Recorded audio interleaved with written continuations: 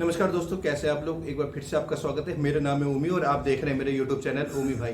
दोस्तों बात करते हैं, आज हम बात करेंगे कि जैसे कई बार आपने कॉर्पोरेट में देखा होगा कि कॉर्पोरेट में कई बार नौकरी से निकाला जाता है एम्प्लॉय को।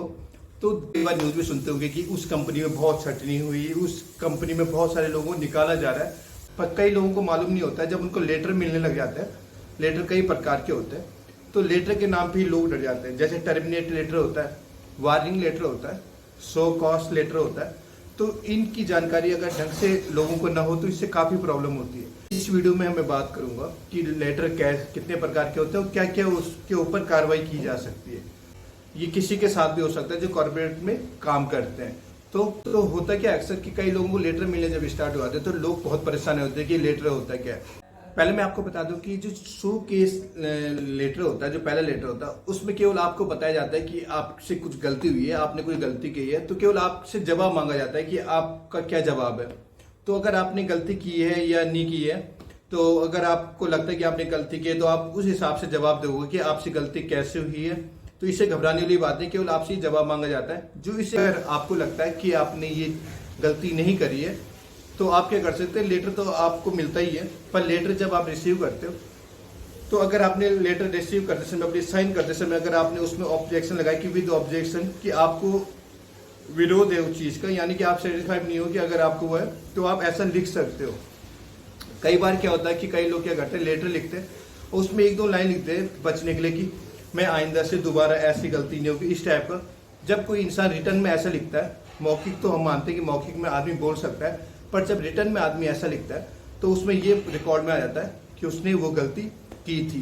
घबराने आपको मालूम है कि जो किसी का भी अगर कोई लेटर होता है, अगर आपको कोई मिलता है और अगर आपके उसके बाद का अगर आपका काम सही है, कुछ टाइम तक अगर उनको लगा कि इनमें सुधार आया है, तो वो लेटर का भी कहीं ना कहीं वो वैल्यू कम हो जाती है। वो भले रिकॉर्ड में होगा पर आपका काम देखा जाएगा कि आप उसके बाद आपने कितना सुधार किया। दूसरा होता है दोस्तों वार्निंग लेटर। वार्निंग लेटर किसे कहते हैं?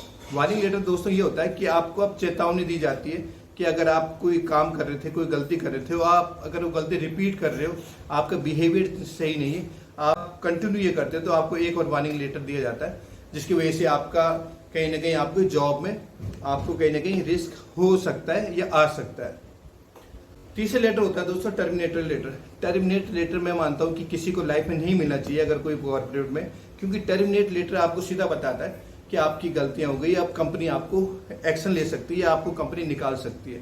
टर्मिनेट लेटर का ये मानना है कि अगर आपने कोई बहुत बड़ी गलती है, आपने चोरी कर दी है, आपने कुछ ऐसा काम कर दिया जो डेटा चोरी कर दिया है, कंपनी का डेटा लीक कर दिया, कुछ बहुत बड़ा, या आपने किसी लड़की को छेड़ दिया है, अपने काम में करने वाली साथ को किसी को छेड़ा है, या कुछ इस टाइप का काम किया है, तो कंपनी आपको सीधा टर्मिनेट कर देती है। कई ऐसे कानून हैं जी, उनको फॉलो करने पड़ते हैं। और कई बार क्या होता है कि जो जिसको टर्मिनेट किया जाता है उसके पक्ष में ये फैसला जा सकता है। तो अब मैंने आपको इसमें तीनों लेटर की बात करी।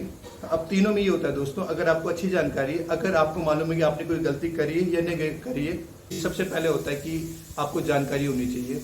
और एक मैं बुक आपको रिकमेंड करूंगा कि आपको ये बुक पढ़नी चाहिए, 40 पावर ऑफ 48 लॉ। ये एक ऐसी बुक है जिसमें आपको कॉर्पोरेट से रिलेटेड हर चीज़ बताई गई है, बहुत सारी कहानियों के साथ बताई गई है ये।